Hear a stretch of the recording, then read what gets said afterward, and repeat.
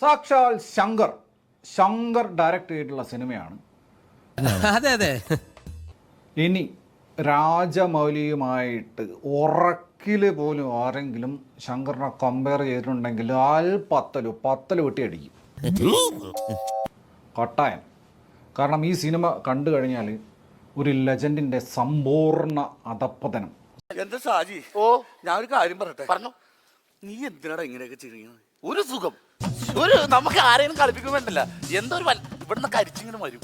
സാധനം മലങ്കൾട്ടോ, നല്ല A class മലങ്കൾട്ട്. ഒരു റീ എൻട്രിക്ക് ശ്രമിക്കുമ്പോ ആരംഭത്തിൽ അപമാനം. അപരാധ കളികളുടെ ഘോഷയാത്രയാണ് ഈ സിനിമ.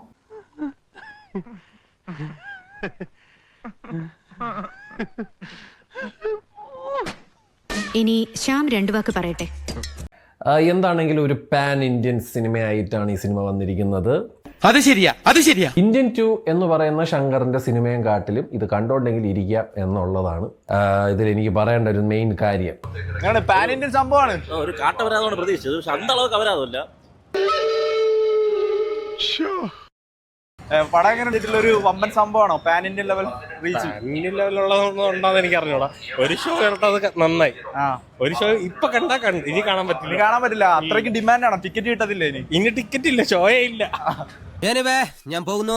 ബൈ.